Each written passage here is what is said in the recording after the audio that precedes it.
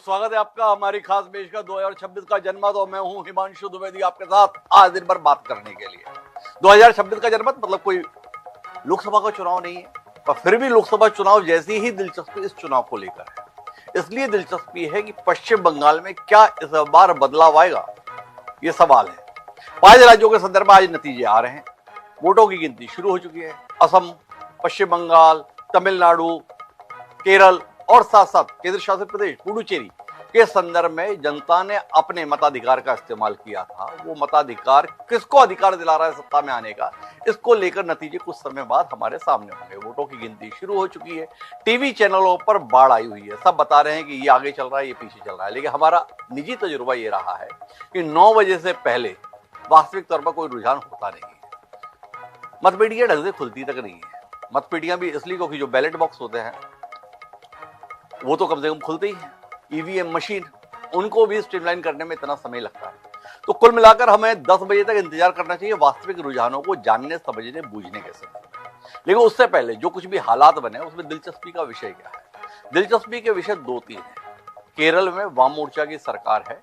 कांग्रेस पिछली बार भी मतलब 5 साल पहले भी बड़ी उम्मीदों के साथ थी कि सत्ता में बदलाव आएगा, लेकिन ऐसा नहीं हुआ और विजयन के नेतृत्व में वाम मोर्चा सत्ता में बने रहने में कामयाब हुआ। इस बार कांग्रेस हद से ज्यादा उम्मीद के साथ में कि इस बार तो सत्ता परिवर्तन तय है और केरल में वह सरकार बना लेगी। केरल में सरकार बनाने के साथ ही मुख्यमंत्री पद को लेकर दावेदारों की रसाकशी वहां पर पहले ही शुरू हो गई। पश्चिम बंगाल के संदर्भ में मामला बड़ा दिलचस्प है। भारतीय जनता पार्टी ने अपना जितना जोर हो सकता है और जैसे समीकरण बिठा सकते हैं वो इस चुनाव में लगा दिया। अमित शाह जैसा दिग्गज राजनीतिज्ञ खुद 2-2, 3-3 हफ्ते तक पश्चिम बंगाल में डेरा डालकर बना रहा। जब पहले दौर का चुनाव चल रहा था, मतदान चल रहा था, तो अमित शाह को लोगों ने वॉर रूम में उसकी मॉनिटरिंग करते हुए देखा। मतलब इतनी गंभीरता से भारतीय जनता पार्टी और अमित शाह ने इस चुनाव को लिया है। पर क्या वो गंभीरता उन्हें सत्ता में ला पाएगी, ये सवाल है। ममता बनर्जी लगातार एग्जिट पोल को खारिज करते हुए आई है परिणाम वाले दिन। जब एग्जिट पोल आता है तो वो एग्जिट पोल से कहीं अलग आता है। क्या इस बार एग्जिट पोल के विपरीत ममता बनर्जी प्रदर्शन करेंगे, ये सवाल है। हिमंता बिस्वा शर्मा पिछली बार से बेहतर प्रदर्शन करेंगे, पिछली बार जैसा प्रदर्शन करेंगे या कुछ कमतर प्रदर्शन करेंगे, केवल इतनी ही दिलचस्पी है। कांग्रेस भी हिम्मत छोड़ चुकी है कि हम असम में सरकार बना रहे हैं। क्या कमाल की बात है। और इन सब के बीच में अगर हम तमिलनाडु की बात करें तो वहां दिलचस्पी केवल इस बात को लेकर है कि सिने अभिनेता विजयकांत क्या कमाल करेंगे। टीवी के क्या 2, 5, 10 सीटों पर सिमटेगी या उसका आंकड़ा 3 अंकों में पहुंच जाएगा। डीएमके की सत्ता में वापसी की उम्मीद, हिमंता बिस्वा की सत्ता में बने रहने की उम्मीद, केरल में सत्ता परिवर्तन की उम्मीद और पश्चिम बंगाल में कोई भी उम्मीद, इन आकलन के साथ हम हैं। हमारी स्क्रीन पर आप रुझान देख सकते हैं। हमारे स्क्रीन पर जो रुझान है, जो कुछ भी दूसरी जगहों से आ रहा है, उसमें टीएमसी और बीजेपी के बीच में पश्चिम बंगाल में बराबरी का मुकाबला है। सब चैनल अपनी सुविधा के अनुसार आंकड़े दिखा रहे हैं कि कोई ये ना समझे कि हमने कुछ गलत कर दिया। तो 80 सीटों पर टीएमसी, 79 सीटों पर बीजेपी, मामला बराबरी का। उसी प्रकार से केरल के संदर्भ में भी बढ़िया बराबरी की टक्कर दिखा रहे हैं। एलडीएफ अगर 61 सीटों पर है तो कांग्रेस नेतृत्व गठबंधन 64 सीटों पर है। असम के संदर्भ में जैसा एग्जिट पोल के आंकड़े थे वैसे दिखा रहे हैं कि 10 सीटों पे भाजपा आ गए, 5 सीटों पे कांग्रेस आ गई। तो इन सबके बीच में चुनाव में जो कुछ भी पसीने बहा रहे थे उनमें से कुछ किरदार हमारे साथ इस चर्चा के दौरान मौजूद हैं। उनमें से एक नाम है सौरभ सिंह जी का। सौरभ सिंह छत्तीसगढ़ की सियासत का एक बड़ा चेहरा है। वर्तमान में सौरभ सिंह खनिज बोर्ड के अध्यक्ष हैं छत्तीसगढ़ के, लेकिन भारतीय जनता पार्टी संगठन में बड़ी महती भूमिका में रहते हैं। जहां भी चुनाव होते हैं सौरभ सिंह जी वहां पाए जाते हैं, देश में कहीं पर भी हो। अभी वो पश्चिम बंगाल में भी थे। हमारी जानकारी ये थी कि पश्चिम बंगाल में सौरभ सिंह जी और उनकी टीम पसीना बहा रही है। फिर टीएमसी के नेता हैं महुआ मोइत्रा, उन्होंने बताया कि नहीं पसीना ही नहीं बहा रहे हैं, पैसा भी बहुत बहा रहे हैं। महुआ मोइत्रा ने बताया कि सौरभ सिंह जी बहुत पैसा बांट रहे हैं। तो सौरभ सिंह जी इस समय हमारे साथ स्टूडियो में मौजूद हैं। तो सौरभ सिंह जी आपसे जानना चाहते हैं, बड़ी उम्मीद में हैं आप लोग पश्चिम बंगाल में लेकर, अपने पसीने के कारण या पैसे के कारण? ये पसीने के कारण है। जो मेहनत भारतीय जनता पार्टी के शीर्षस्थ नेतृत्व आदरणीय प्रधानमंत्री जी, आदरणीय गृह मंत्री जी, राष्ट्रीय अध्यक्ष जी से लेकर बूथ तक का कार्यकर्ता किया है, अभूतपूर्व मेहनत वहाँ पर हुई है। और उस मेहनत के भरोसे हम लोग वहां पर सत्ता में आ रहे हैं। तो सत्ता में वापसी की उम्मीद के साथ में है, लेकिन आप स्क्रीन पर देखिए असम में एक तरफा हिमंता बिस्वा शर्मा का जादू चलता हुआ दिख रहा है। रुझान बता रहे 126 सीटें असम की, उनमें से बीजेपी इस समय 61 सीटों पर आगे, और जो कांग्रेस है जिसने स्वयं ही दावा करना छोड़ दिया हम सरकार बना रहे हैं, वो महज 9 सीटों पर आगे है। बड़ी विचित्र सी स्थिति है। वहीं तमिलनाडु के संदर्भ में भी रुझान देखिए, 234 सीटों में से जो रुझान आ रहे हैं उनमें से 72 सीटों पर भी डीएमके आगे है। दूसरा कोई दल दहाई पर भी नहीं है। तो इतने बड़े अंतर के साथ में है।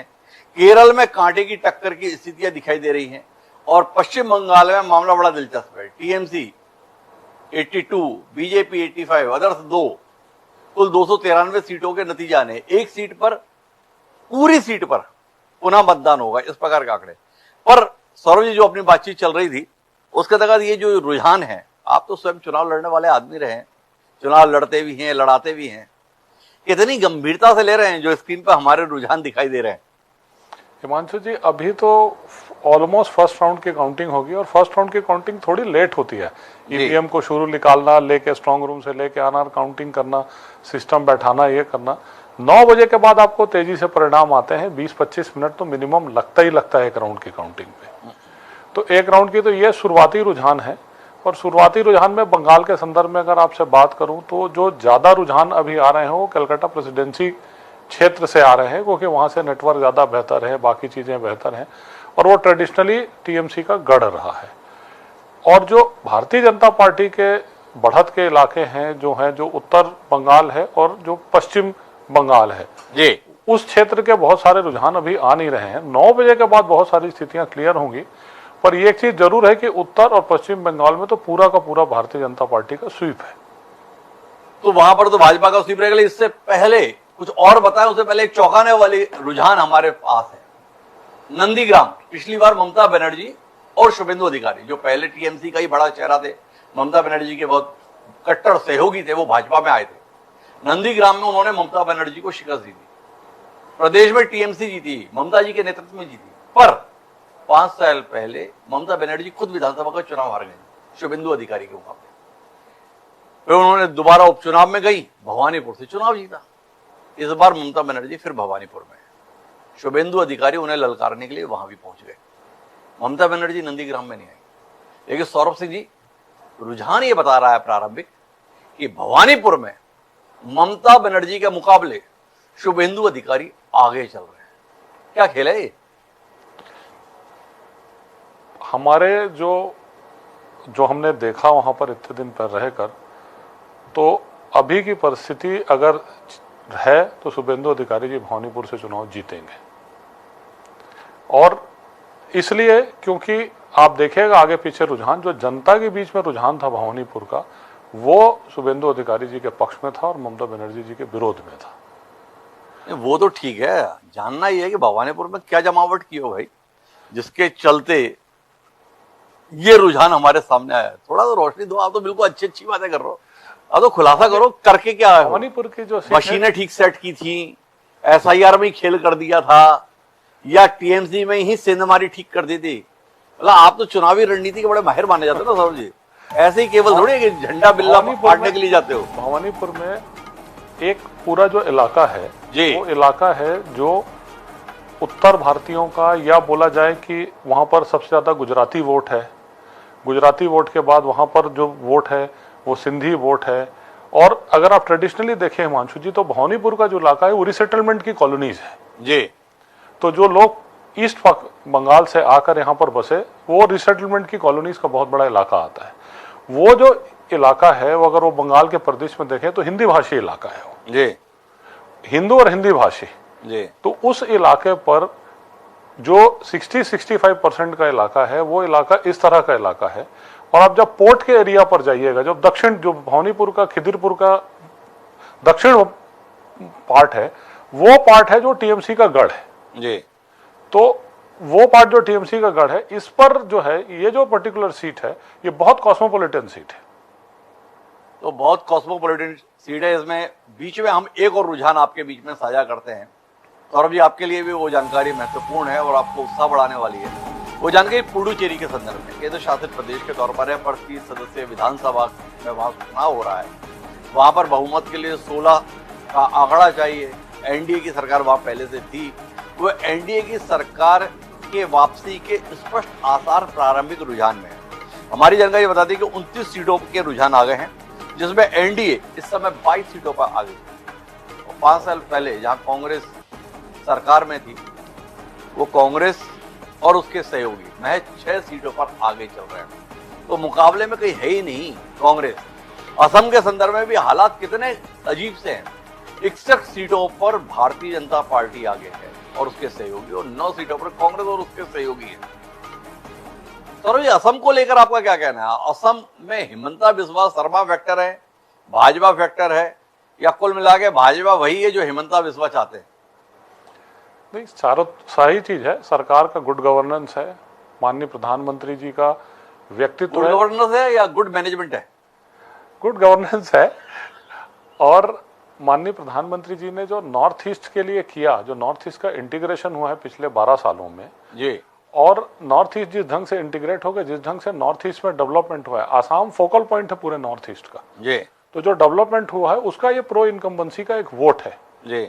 और बाकी जो बातें होती हैं वो बातें कि किस ढंग से क्या किया जा रहा है, तो राजनीति में तो मैनेजमेंट और बाकी सारी चीज होता ही है।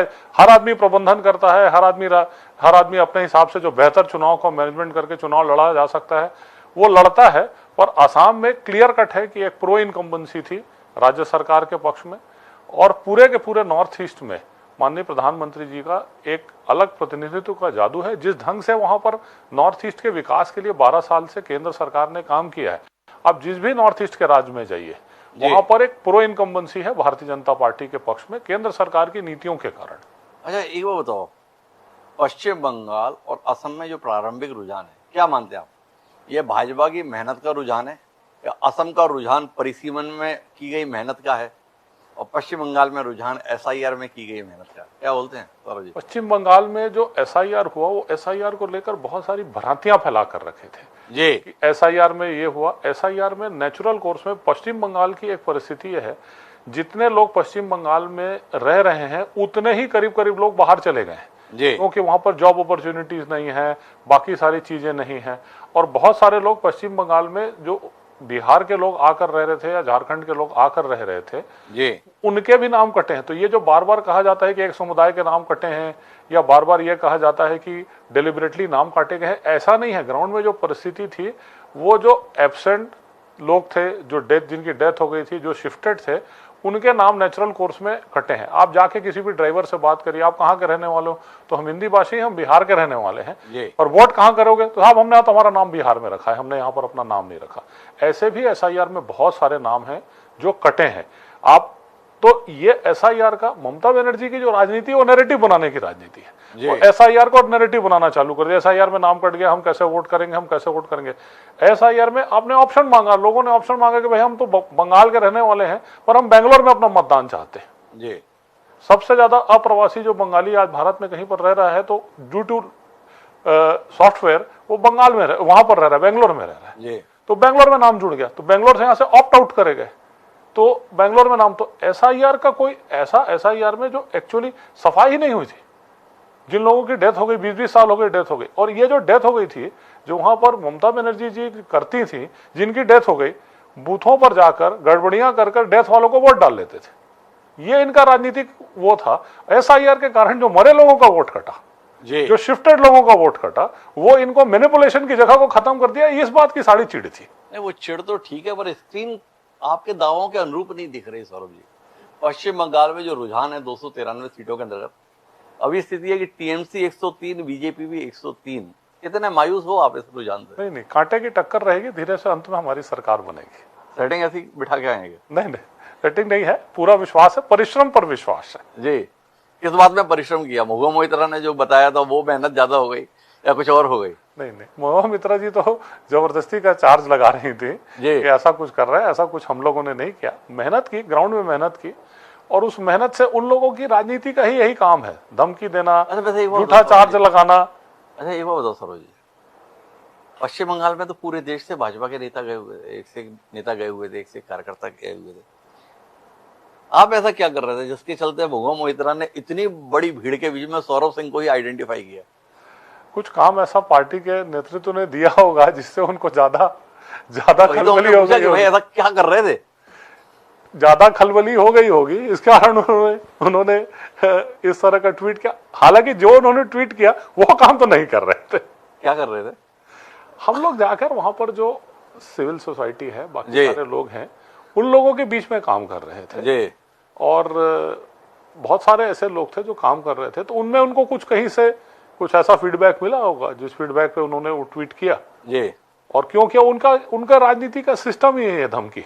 अच्छा, एक बात बताइए सौरभ जी, आप तो पश्चिम बंगाल में इस दौरान घूमे, एक बड़ा हैरत का विषय हम सब लोगों के लिए रहता है कि भाई वामपंथियों ने तकरीबन 30-35 साल वहां पर राज किया कांग्रेस को अपदस्थ करके, और वामपंथियों को अपदस्थ करके ममता बनर्जी सत्ता में आई। वामपंथियों को एक कैडर बेस्ड पार्टी या ऑर्गेनाइजेशन के तौर पर हम लोग जानते, समझते, बूझते हैं, और पिछले 2 चुनाव से देखते हैं कि वाम मोर्चा का तो जैसे नाम लेवा भी नहीं रह गए। ऐसा क्या वहां के संदर्भ में हुआ कि विकल्प के तौर पर केवल भाजपा रह गई है? जो लोग मतलब कांग्रेस, वो भी 25-30 साल वहां पे सत्ता में रही। कांग्रेस के संदर्भ में तो समझ में आता है कि कांग्रेस से निकली ममता बनर्जी ने वैकल्पिक कांग्रेस खड़ी कर दी, और जितना भी परंपरागत कांग्रेसी वोट था या वर्कर था वो ममता बनर्जी के संघर्ष के साथ जुड़ गया। पर वामपंथियों के संदर्भ में शून्यता की स्थिति क्यों बन गई? पिछली बार तो खाता भी नहीं खुला, इस बार भी जो रुझान आ रहे हैं उसमें वामपंथियों की कोई उपस्थिति दिखाई नहीं दे रही है। तो ये वामपंथी किस कुएं में? वामपंथियों का जो मूल सपोर्ट बेस था जी, वो सपोर्ट बेस था वहां का जो अपर कास्ट मतदाता, इंटेलिजेंसिया का मतदाता, जिसको भद्र लोग बोलते हैं जी, वो वामपंथी का मूल उनके समर्थक थे जी। और वो जितने भी समर्थक थे, वो समर्थक 2011 के चुनाव के बाद वो सारे टीएमसी में चले गए जी। तो एक उनका वामपंथियों का नुकसान का एक बड़ा कारण ये था। दूसरा, वामपंथी ने जो पूरा सेटअप वहां पर खड़ा करके रखा था इतने सालों में, जिसको अब टीएमसी क्लब बोलती है, वामपंथी भी उसको इसी तरह की भाषाओं का प्रयोग करते थे। और इसकी पूरी शुरुआत है कि बंगाल में जब अंसुलियन समिति का काम चालू हुआ, या आप देखिए आनंद मठ में जो लिखा गया, तो आनंद मठ क्या था? आनंद मठ एक क्लब तरह की चीज थी जी। तो ऐसा युवाओं को जोड़ने का बंगाल के रेनेसां के टाइम से ये सिस्टम बंगाल में चालू हुआ और वो सिस्टम चलता रहा। वो सिस्टम जो चलता रहा, जो हिंदुस्तान रेवोल्यूशनरी आर्मी के लोग थे, उन्होंने कभी किसी टाइम पर उनके साथ काम किया, बाकी उसके बाद काम किया। उसके बाद इंडिपेंडेंस के बाद वो जो क्लब थे, वो जो समितियां थी, चाहे वो समिति फुटबॉल की स्पोर्ट्स समिति हो या युवाओं की समिति हो या दुर्गा पूजा की समिति हो, ऐसी समिति हर गांव में थी। और बंगाल में एक व्यवस्था थी कि गांव के बीचों बीच करीब करीब 1-2 एकड़ जमीन जो रखा गया था, जिसमें वर्जिश का भी काम किया जाता था, स्पोर्ट्स का भी काम किया जाता था। तो ये जो थे वो अखाड़े थे, अखाड़े से धीरे धीरे वो क्लब बने। और वामपंथियों का बड़ा वोट बेस वो था। वो जितने अखाड़े थे वो बाद में कन्वर्ट होकर वो भी टीएमसी के साथ चले गए, जिनको अब टीएमसी क्लब्स अपना बना कर रखी है, दुर्गा पूजा की समिति बोलिए या कुछ और बोलिए, वो क्लब बना कर रखी है। तो वामपंथी का जो मेन 2 वोट बेस था, वो दोनों वोट बेस खसक के टीएमसी के साथ चला गया। अच्छा, एक और बात बताओ, जब भाजपा शुरुआती तौर पर जब चुनाव के संदर्भ में तैयारियों में गई, तो बड़े स्तर पर, स्थानीय स्तर पर नाराजगी आ रही थी कि भाई पिछली बार चुनाव में आपने मेहनत बहुत कराई और उसके चुनाव के नतीजों के बाद जब हमारी पिटाई हुई तो आप में से कोई व्यक्ति देखने के लिए भी नहीं आया। इस बार क्या कह के लोगों को जुड़वाए, या पहले से फोर्स वो बुला दी कि इस बार पिटाई नहीं होगी? देखिए, पहली बार ये हुआ कि इस बार जो चुनाव हुआ बंगाल का चुनाव, ट्रेडिशनली आप देखिए प्री पोल वायलेंस और पोस्ट पोल वायलेंस की हर रोज हो जाता हूँ लेट, साफ नहीं होता है मेरा पेट। अबे घोचू, जीके स्ट्रॉन्ग करने का अथा इंडिया को मालूम है। पेट सफा, हर रोग दफा, एक ही जगह। साथ करती थी वही काम टीएमसी ने भाजपा के साथ चालू कर दिया था, भाजपा के कार्यकर्ताओं के साथ। ये हुआ पोस्ट पोल वायलेंस। और सबसे खराब चीज थी, ये अभूतपूर्व चीज ये थी कि किसी राज्य में राजनीतिक दलों में चुनाव होते हैं, अन्य राज्यों में चुनाव होते हैं, तो राजनीतिक दल एक दूसरे के खिलाफ चुनाव लड़ते हैं और चुनाव में हार जीत होती है। उसके बाद जाकर अपने घर में, प्रजातंत्र की यह व्यवस्था है, वहां पर चुनाव हारने के बाद जो लड़ाई जो जीतता है वो जो हारने वाले को मारता है जी। और उसके साथ साथ दूसरी चीज ये होती है कि आम मतदाता, चलिए नेता के बीच की झंझट हो तो ठीक है, आम मतदाता जो वोट दे देता है और दूसरी पार्टी को दे देता है, और टीएमसी ने तो हद पार कर दी, तो बीजेपी को अगर वोट दे रहा है तो उसको प्रताड़ित करना। एक हाई राइज की बिल्डिंग है, मान लीजिए उस हाई राइज की बिल्डिंग में उनको समझ में आ गया कि हाई राइज की बिल्डिंग ने बीजेपी को वोट दिया, मताधिकार का तो प्रयोग का अधिकार प्रजातंत्र में स्वतंत्रता है जी। तो वहां पर वो बिल्डिंग वालों को तंग करना, उनके पानी काट देना, उनके सीवर लाइंस काटना, उनको ये करना, ये इंटिमिडेशन की जो चमकाने की राजनीति है, वो राजनीति बहुत जबरदस्त वहां चलती है। पर जो कार्यकर्ता थे उनका मनोबल निश्चित तौर पर बढ़ा। माननीय प्रधानमंत्री जी, माननीय गृह मंत्री जी और राष्ट्रीय अध्यक्ष जी के प्रवास के बाद उन्होंने बैठा और उन्होंने समझाया, और कार्यकर्ताओं को संतुष्ट करने में और कार्यकर्ताओं को समझाने में हम लोग, पार्टी जो थी और पार्टी के शीर्षस्थ नेतृत्व ने ये जिम्मेदारी लेकर आगे काम किया, तो कार्यकर्ता संतुष्ट हो गया और उसके बाद कार्यकर्ता भीड़ के बूथ में काम किया। तो कार्यकर्ता भिड़कर काम किया वो तो ठीक है, लेकिन ये बताओ काम तो ले लिए, अगर मान लो सरकार वर्कार नहीं बनाए तो उनकी सुरक्षा के लिए इस बार कुछ इंतजाम करके आए हो सौरभ भाई? अपना काम निकल गया है, चलो अगर सरकार बन गई तो फिर आएंगे, और नहीं तो तुम जानो तुम्हारा काम जाने। माननीय गृह मंत्री जी ने स्पष्ट तौर से कहा है कि जो पैरामिलिट्री की फोर्सेस हैं, वो पैरामिलिट्री की फोर्सेस चुनाव के बाद भी रहेंगी, और सरकार उनकी बनती है। हम तो बोल रहे हैं हमारी सरकार बनती है, तो हमारी सरकार भी बनती तो उनके खिलाफ भी वायलेंस ना हो जी। किसी भी तरह का जो वायलेंस है, वो वायलेंस प्रजातंत्र के में, डेमोक्रेसी में वायलेंस की कोई जगह नहीं है, और चुनाव रिलेटेड वायलेंस की कोई जगह नहीं है। आखिर आप एक चीज देखिए, कहीं भी कोई भी दल का आदमी अगर मार खा रहा है या उसके खिलाफ हो रहा है, तो वो नागरिक है, इस देश का नागरिक है, एक मानव है और बंगाल का नागरिक है। उसके खिलाफ वायलेंस करना, कोई भी पार्टी अगर वायलेंस कर रही गलत है। तो माननीय गृह मंत्री जी ने इस बात को कई कार्यक्रमों में, मंचों से, सार्वजनिक मंचों से स्पष्ट कहा है कि paramilitary forces even after moral code of conduct खत्म होने के बाद भी पैरामिलिट्री फोर्सेस रहेंगी। इस तरह की कोई गड़बड़ी किसी तरह से, मतलब सरकार किसी की भी बने, पश्चिम बंगाल में किसी की भी पिटाई नहीं होगी, इसे सुनिश्चित करने का आश्वासन गृह मंत्री अमित शाह जी ने दिया हुआ है पैरामिलिट्री फोर्सेस के आधार पर कि उनकी तैनाती हम चुनाव परिणाम के बाद भी रखेंगे। तो पश्चिम बंगाल के लोग निश्चिंत रहें, इस बार चुनाव बाद की हिंसा का सामना शायद उन्हें नहीं करना पड़ेगा, ऐसा सौरभ जी बता रहे हैं। अब मतगणना चलते हुए 1 घंटे का समय पूरा हो गया है, हमारी घड़ी पर इस समय 9 बज रहे हैं, तो जरूरी हो जाता है जरा देश भर में जान तो लें कि रुझानों की स्थितियां क्या है। सौरभ जी की भी दिलचस्पी होगी कि वास्तविक तौर पर रुझान क्या है। तो रुझान की शुरुआत पश्चिम बंगाल से ही करते हैं, जहां के संदर्भ में कांटे की लड़ाई के हालात प्रारंभिक रुझान में बने हुए हैं। वहां पर 294 सीटें हैं, 294 में से 293 सीटों के नतीजे आज ही आने हैं। एक सीट पर नतीजा इसलिए नहीं आएगा कि चुनाव आयोग के तमाम दावों के बावजूद भी एक सीट ऐसी रही जहां पर निष्पक्ष और निर्भीक चुनाव करा पाने में चुनाव आयोग कामयाब नहीं रहा। नतीजा ये हुआ कि वहां की मतगणना को पूरी तरीके से रद्द कर दिया गया, क्योंकि मतदान रद्द कर दिया गया। तो फजिला सीट है, वहां के संदर्भ में अब 21 या 23 मई को फिर से मतदान करा जाएगा और तब परिणाम आएगा। तो आज 293 सीटों के संदर्भ में परिणाम आना है। 293 सीटों में से 218 सीटों के रुझान अभी हमारी जानकारी में। 218 सीटों की स्थिति यह है कि 105 सीटों पर तृणमूल कांग्रेस आगे चल रही है। सौरभ सिंह जी को प्रारंभिक बधाई आप देना चाहे तो दे सकते हैं, हम भी दे देते हैं कि भारतीय जनता पार्टी 110 सीटों पर आगे चल रही है। मतलब टीएमसी जो सत्ता में है, एक तरफा बहुमत के बूते पर सत्ता में है।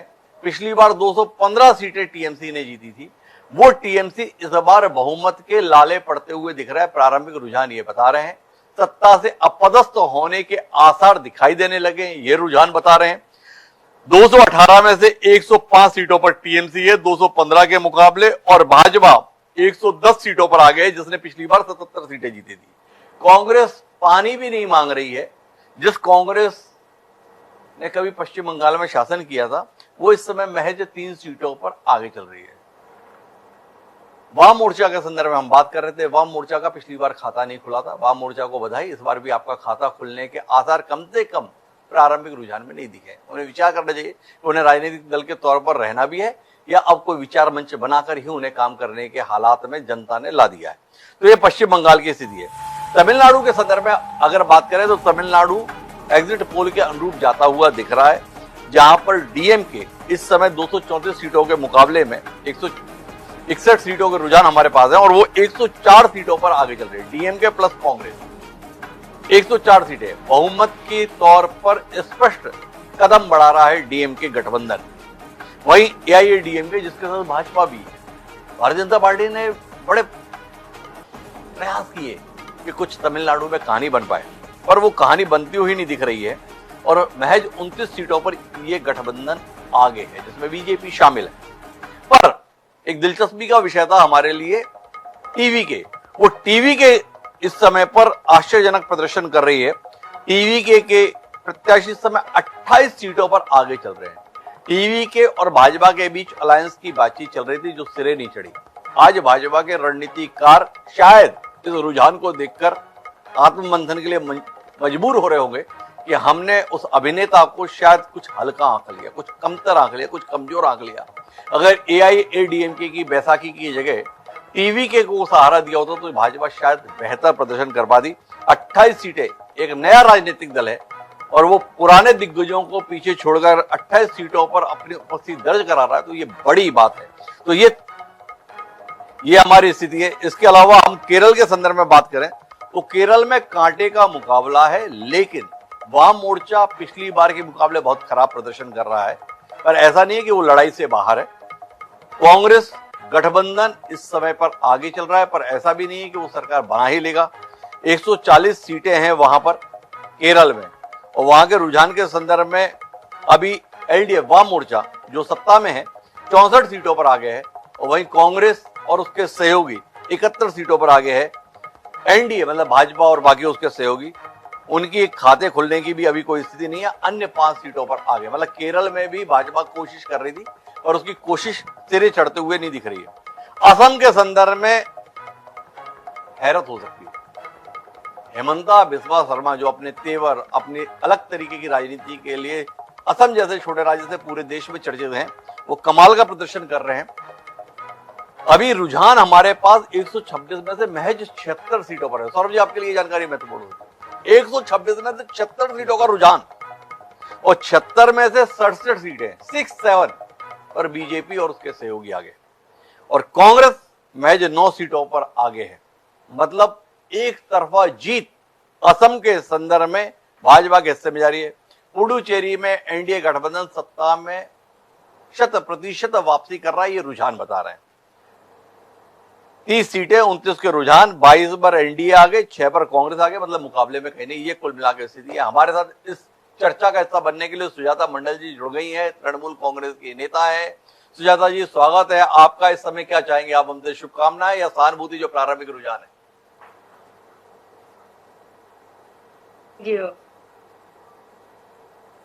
जी सुजाता जी, आपने बताया नहीं, क्या अपेक्षा है आपकी हमसे, शुभकामनाओं की या सहानुभूति की, जिस प्रकार के रुझान आए हैं? नहीं, देखिए हम लोग कभी डरते नहीं है। हम लोग ममता बनर्जी और अभिषेक बनर्जी TMC का, जनता जनार्दन का सैनिक है। हम लोग कभी डरते नहीं। और सबसे बड़ी बात, एक बात बोलना चाहते हैं कि देखिए ये पोस्टल बैलेट का रिजल्ट सिर्फ कुछ जगह में निकले हैं, लेकिन ये अभी पूरा पूरा जनता जनार्दन का रिजल्ट अभी नहीं है, तो पूरा रिजल्ट निकलने दीजिए तब न बोलेंगे।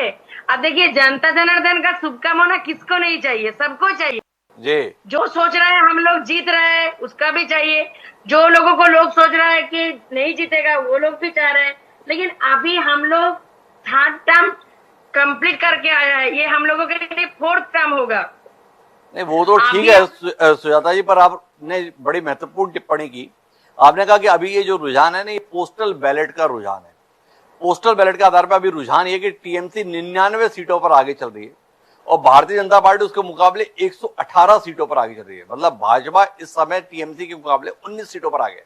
और आपने बताया कि इसकी वजह यह है कि पोस्टल बैलेट की गिनती हुई है। पोस्टल बैलेट किसके होते हैं? पोस्टल बैलेट होते हैं सरकारी कर्मचारियों के।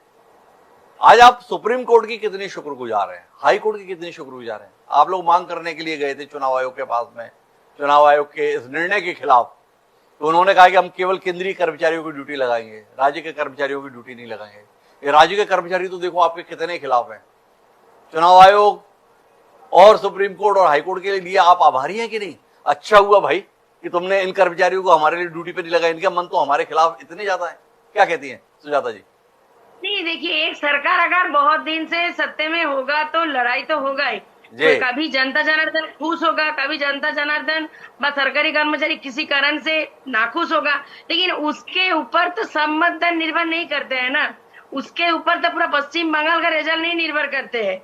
देखिए बहुत सारा जगह में तो हम लोग आगे हैं, तो आप लोग ये नहीं क्यों देख रहे हैं? जहाँ पे हम लोग आगे हैं उसके लिए नहीं बोल रहे हैं, जहाँ पे सिर्फ भाजपा आगे है उसको लिए बोल रहे हैं। तो देखिए ना मतलब अभी तो सिर्फ एक राउंड भी कंप्लीट नहीं है, 8 बजे से शुरू हुआ है, अभी 9 सिर्फ बज रहा है, तो पूरा दिन अभी बाकी है।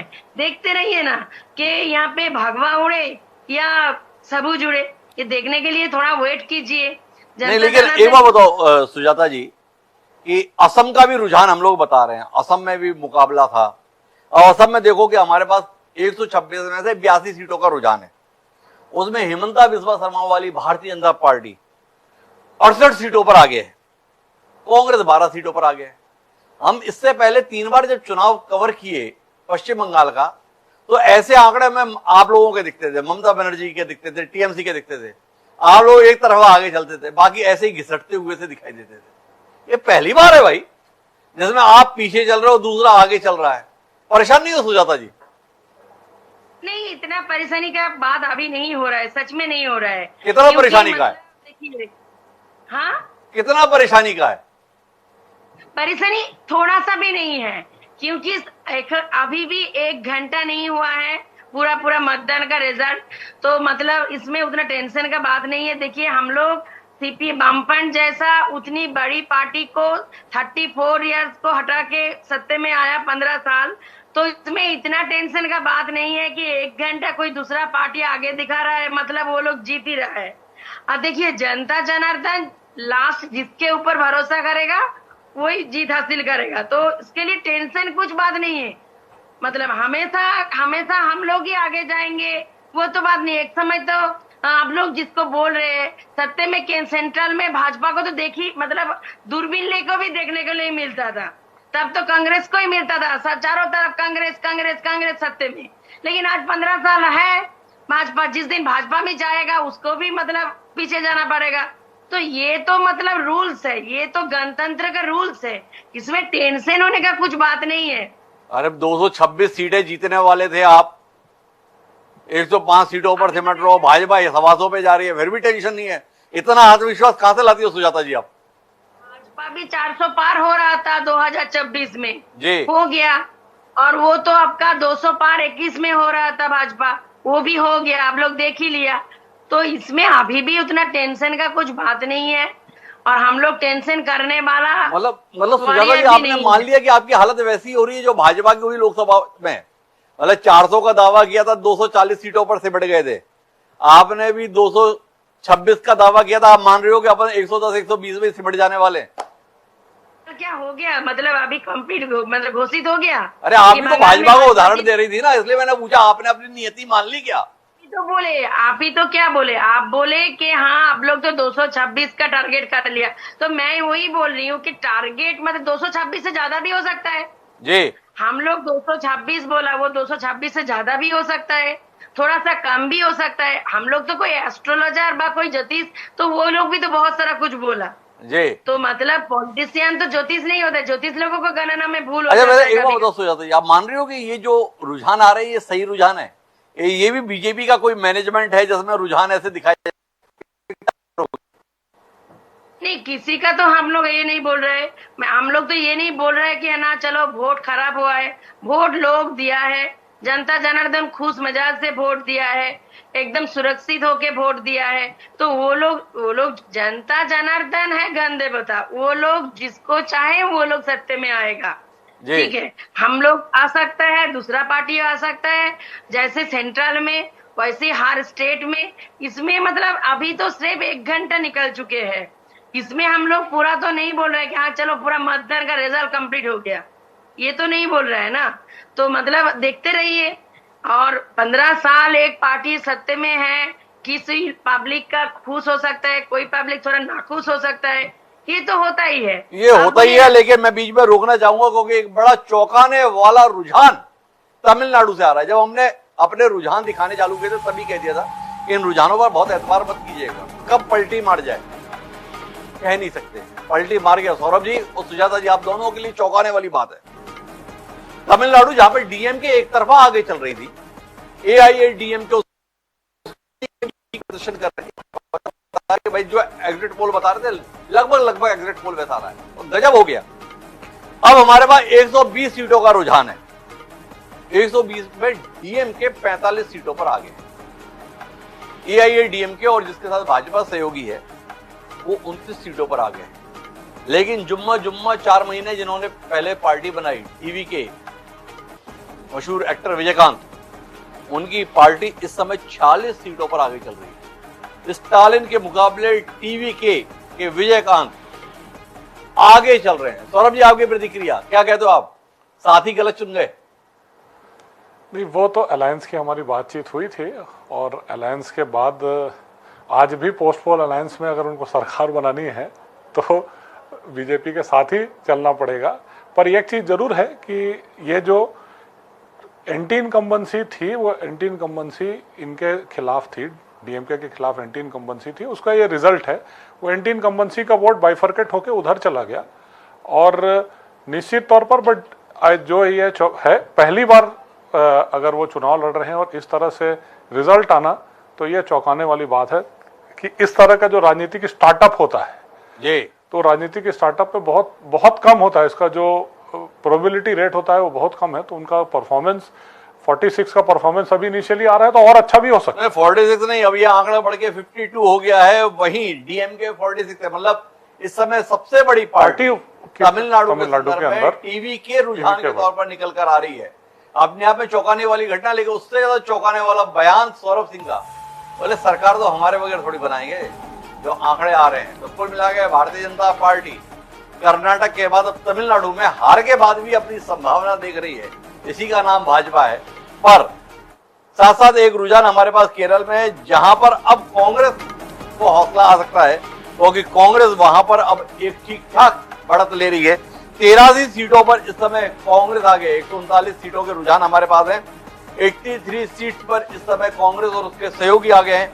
वही वाम मोर्चा सत्ता से बाहर होते हुए दिखाई दे रहा है, वो इस समय 52 सीटों पर आ गए हैं, अन्य 4 सीटों के संदर्भ में। पर भाजपा अर्थात एनडीए अभी रुझानों में 139 सीटों में से कहीं पर भी जगह पाती हुई नहीं दिख रही है।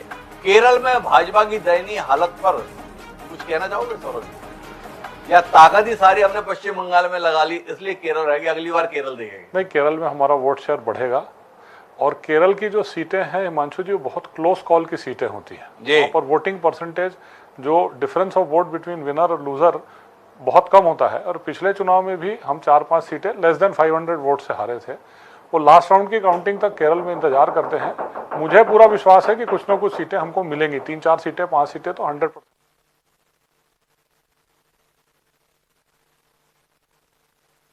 ध्यान जो है भारतीय जनता पार्टी के लिए वो पश्चिम बंगाल को लेकर उत्साहवर्धक है। असम के संदर्भ में आप मान सकते हैं, हमारे पास खबर आ रही है कि जो भारतीय जनता पार्टी का मुख्यालय है दीनदयाल उपाध्याय मार्ग पर नई दिल्ली में, वहां पे पूड़ी और जलेबी बन रही है। हिमंता बिस्वा शर्मा ने कारण बना दिया है कि इस चूल्हे को ठंडा नहीं होने देना है, तो कहीं कुछ और हो पाए न हो पाए। असम में तो सरकार भारतीय जनता पार्टी की बनेगी ही। प्रारंभिक रुझान में इतनी बड़ी बढ़त है कि इसे अंतिम परिणाम के तौर पर भी आप देख लीजिएगा। यह हम 9:16 पर अपनी स्क्रीन पर कह रहे हैं कि असम के संदर्भ में भारतीय जनता पार्टी सत्ता में जबरदस्त तरीके से वापसी करेगी। लेकिन पश्चिम बंगाल के संदर्भ में मामला अभी भी दिलचस्प है। टीएमसी और बीजेपी के बीच लड़ाई, पर टीएमसी बीजेपी के मुकाबले पीछे। सुजाता जी, आप निराश नहीं हो, हताश नहीं हो, ये बात तो ठीक है, पर फिर भी कुछ अचंभित हो कि नहीं हो आप? ये क्या हो रहा है? भाजपा कहां 120 पे आगे जा रही है, हम उसके पीछे चल रहे हैं। इसका कुछ अचंभा है आपको? नहीं कि इसमें भी अचंभा नहीं, आपको उम्मीद थी कि हाँ भाजपा इतना बेहतर करेगी? देखिए, मैं बार बार एक ही बात बोलना चाहती हूँ। आप लोग घुमा फिरा के जो बात कर रहे हैं, मैं एक ही बात बोलना चाहती हूँ। सिर्फ एक राउंड का गणना हो रहा है, तो इसमें अभी भी क्लियर नहीं चित्र अब देखा सकता है कि हाँ चलो भाजपा एकदम 294 जीत लिया और तृणमूल को कुछ नहीं मिला, ये नहीं बोल सकते। और ये भी नहीं बोल सकता है कि हाँ कोई सत्ता में है, कोई नहीं आएगा, कौन सत्ता में होगा। तो अभी थोड़ा वेट कीजिए, देखते रहिए। लड़ाई की मैदान में, जंग की मैदान में हर कोई लड़ सकता है, सभी लड़ रहा है, हम लोग भी लड़ रहे हैं, दूसरा पार्टी भी लड़ रहा है। थोड़ा वेट कर लीजिए। नहीं, ये मैं आपकी इस बात से सहमत हूं सुजाता जी, आपकी बात से कोई असहमति नहीं है। मेरा सवाल पे एक बार जाइएगा। जिस तरीके से ममता बनर्जी का कद है, ममता बनर्जी की जिस प्रकार की लोकप्रियता रही है, पिछले चुनावों में ममता बनर्जी और टीएमसी का जैसा प्रदर्शन रहा है, शुरुआत से ही आप लोग एक बड़ी बढ़त के साथ दिखते थे। इस बार आप लोगों का यह मानना था कि भाजपा जितना भी प्रपंच कर ले, जनता के स्तर पर हमारी नीतियों को लेकर समर्थन बहुत ज्यादा है, ममता बनर्जी के संदर्भ में लोगों का प्रेम बहुत ज्यादा है। उसके मुकाबले में जो प्रारंभिक रुझान आ रहे हैं वो एक कांटे की लड़ाई दिखा रहे हैं। तो मेरा सवाल आपसे यह सुजाता जी कि क्या आपको चुनाव में जब आप प्रचार कर रही थी, चुनाव में जब आप मेहनत कर रही थी, उस समय पर ऐसे कोई हालात आपको लगे थे कि लड़ाई वाकई कांटे की है? देखिए, हम लोग हर लड़ाई को ये सोच के ही उतारते हैं कि हाँ, लड़ाई हमेशा शत्रु पक्ष को हम लोग मानते हैं कि हाँ, लड़ाई कठिन मान के उतारते हैं, लेकिन हम लोग जनता जनार्दन के ऊपर भरोसा होते हैं कि हाँ, जनता जितना भी लड़ाई कठिन हो, मतलब हमारा ही साथ देंगे। लेकिन लड़ाई कठिन हो इसलिए डर के मारे घर में बैठ जाएंगे, लड़ाई कठिन हो कि ये सोच के हम लोग पहले से ही मर जाएंगे, ये हम लोग कभी नहीं करते हैं। अच्छा, आप लोगों को तो जनता पे भरोसा रहता है सुजाता जी, ऐसा आपने बताया कि जिनसे आप लड़ रहे थे उनको भी जनता पे भरोसा है या बाकी लोगों पे भरोसा है उनका? क्या लगा आपको कि भाजपा का भरोसा चुनाव आयोग पर है, भाजपा का भरोसा पैरामिलिट्री फोर्सेस में है, या भाजपा का भरोसा किसी और पर है? भाजपा के संदर्भ में आपका अनुभव क्या रहा? नहीं, 2021 में भी तो लड़ाई सभी बोल रहे थे कि हाँ, टीएमसी चला जाता है जी। 2019 में भी लड़ाई कठिन था, 2026 में भी लड़ाई कठिन था, 2016 में भी कठिन था, 2011 में जब वामफ्रंट जैसा उतना बड़ा पार्टी को सत्ते से हटाए, वो सबसे ज्यादा कठिन था। तो कठिन लड़ाई तो हम लोग लड़ते आए, कब सुविधा मिला? हाँ, जनता आशीर्वाद करके सुविधा कर दिया, लेकिन लड़ाई तो कभी मतलब सुविधा का नहीं था, हमेशा कठिन था। नहीं, कठिन तो ठीक है सुजाता जी, एक बार फिर से मेरे सवाल को समझिएगा। आपने एक बड़ी महत्वपूर्ण बात कही कि हमारा भरोसा जनता पर रहता है, हम जनता पर भरोसा करते हैं और जनता हम पर भरोसा करेगी ऐसी उम्मीद करते हैं, ये आपका है। और जिनसे आपकी लड़ाई है, मतलब भारतीय जनता पार्टी, उनके संदर्भ में आपका अनुभव क्या गया है? ये लोग भी जनता पर भरोसा करते हैं या इनको जीत का भरोसा चुनाव आयोग के कारण है, इनको भरोसा पैरामिलिट्री फोर्सेस के कारण है, या चुनाव आयोग और पैरामिलिट्री के साथ साथ अपने मैनेजमेंट में भरोसा है? इनके संदर्भ में आपका अनुभव क्या रहा? ये भाजपा ही क्या मानते हैं? भाजपा को भी जनता के ऊपर ही भरोसा होता है, और बाकी उन लोगों का कुछ मशीनरी हो सकता है, वो तो सब पार्टी का ही होता है, तो उसमें तो हम लोगों को बात करने के लिए नहीं बैठा है। तो सौरभ जी कितने आभारी हो सुजाता जी के? सौरभ जी, सुजाता जी बोल रहे नहीं, भाजपा को भी भरोसा तो जनता पर ही होता है, क्या कहते हैं?